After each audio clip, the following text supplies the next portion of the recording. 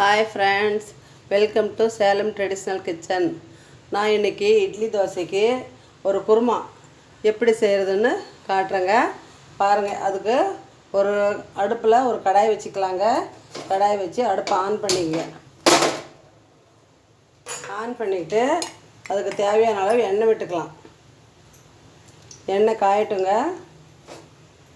எண்ணெய் காஞ்சதும் அதில் அரை ஸ்பூன் கடுகு போட்டுக்கலாம். பாருங்கள், கடுகு பொரியுது.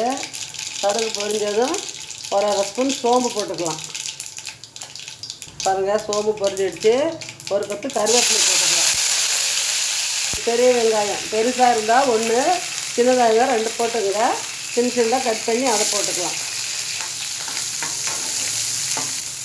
கொஞ்சம் நேரம் இதை அப்படியே வதங்கட்டுங்க. பாருங்கள், வெங்காயம் 2 நிமிஷம் வதங்கிடுச்சு. இப்போ ஒரு 4 பல் பூண்டு, ஒரு சின்ன துண்டு இஞ்சி 1, 2 இடித்து இதில் போட்டுக்கலாங்க. பாருங்கள், 4 பல் பூண்டு, ஒரு சின்ன துண்டு இஞ்சி அதை இடித்து அதை இதில் போட்டுக்கலாம். அது இஞ்சி பூண்டு பச்சை வாசனை போகிற வரைக்கும் கொஞ்சம் நேரம் வதங்கட்டுங்க. பாருங்கள், வதங்கிடுச்சு. இஞ்சி பூண்டு பச்சை வாசனை போயிடுச்சு. இப்போ 2 தக்காளி கட் பண்ணி வச்சுருக்கிறேன். அதையும் இதோடு சேர்த்திக்கலாம். பாருங்கள், தக்காளி வதங்கிறதுக்கு கொஞ்சோண்டு உப்பு போட்டுக்கலாங்க. உப்பு போட்டால் கொஞ்சம் சீக்கிரம் வதங்கிடும். அடுப்பை கொஞ்சம் சிம்மில் வச்சுக்கோங்க. கொஞ்சோண்டு மஞ்சத்தூள் போட்டுக்கலாங்க. தேவையான அளவு போட்டுக்க. மிளகாத்தூள் உங்களுக்கு தேவைக்கு காரத்துக்கு தகுந்த மாதிரி மிளகாத்தூள் போட்டுக்கோங்க. 1 ஸ்பூன் தனியாத்தூள் அதையும் போட்டு நல்லா கலந்து விடுங்க. மீடியம் ஃப்ளேமில் வச்சுக்கோங்க. அப்படியே பச்சை வாசனை மசாலாலாம் பச்சை வாசனை போகிற வரைக்கும் அப்படியே கொஞ்சம் நேரம் வதங்கட்டும். கொஞ்ச நேரம் மூடி வைக்கலாம், 1 நிமிஷம். பாருங்கள், இப்போ இதுக்கு ஒரு மசாலா அரைச்சிக்கலாங்க. அதுக்கு ஒரு மிக்ஸி ஜார் எடுத்து வச்சுருக்கிறேன். அதில் ஒரு 1/4 மூடி தேங்காய் துருவி வச்சுருக்குறேங்க. அதை போட்டுக்கலாம். உங்களுக்கு எவ்வளோ குழம்பு வேணுமா இருக்குதோ அதுக்கு தகுந்த மாதிரி தேங்காய் போட்டுங்க. நான் ஒரு 1/4 மூடி தேங்காய் துருவி வச்சுருக்கேன், அதை போட்டுருக்குறேன். அதில் 2 பச்சை மிளகாய் போட்டுக்கலாங்க. ஒரு சின்னதாக ஒரு பிரியாணி இலை போட்டுக்கலாம். அப்புறம் ஒரு அரை ஸ்பூன் சோம்பு, ஒரு ஸ்பூன் கசகசா, 2 லவங்கம், 2 பட்டை, ஒரு ஏலக்காய், கொஞ்சோண்டு பொட்டுக்கடலை, இதையெல்லாம் போட்டுக்கலாம். போட்டு இதை நான் நைஸாக அரைச்சிட்டு வந்துடலாங்க. அரைச்சிட்டு வந்துட்டு நான் காட்டுறேன்.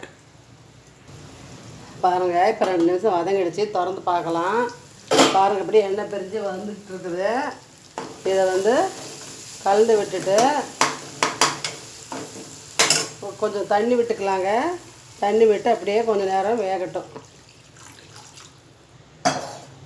மசாலா பச்சை வாசனையில் கொஞ்சம் நேரம் போகட்டுங்க. அப்படியே கொதித்து வரட்டும். அதுக்குள்ளே நான் அந்த பேஸ்ட்டை அரைச்சிட்டு வந்துடுறேன். மூடி வச்சுக்கலாம். பாருங்கள், தண்ணி ஊற்றி ஒரு 3 நிமிஷம் கொதிச்சிடுச்சுங்க. திறந்து பார்க்கலாம். பாருங்கள், பச்சை வாசனையெல்லாம் போயிடுச்சு. இப்போ பாருங்கள், நான் மசாலா மிக்சியில் அரைச்சிட்டு வந்துட்டேங்க. இதை இதில் ஊற்றிடலாம். ஜாரில் கொஞ்சம் தண்ணி ஊற்றி அரைச்சி விட்டுக்கலாங்க. கொஞ்சோண்டு உப்பு போட்டுக்கிறேங்க. உப்பு எப்படி இருக்கிறது செக் பண்ணிக்கோங்க.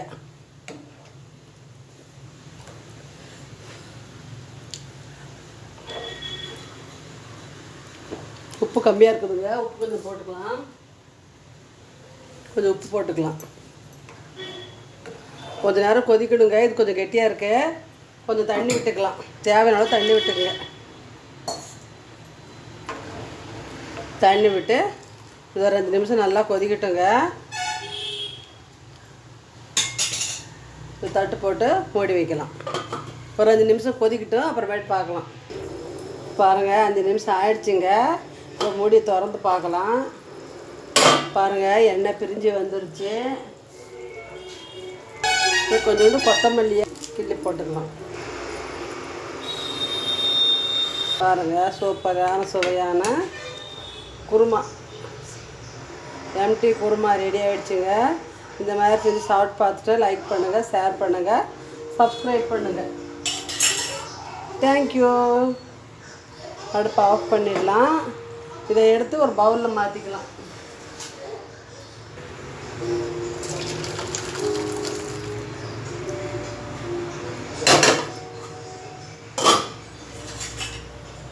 பாருங்கள், சூப்பரான சுவையான குருமா ரெடி ஆகிடுச்சு.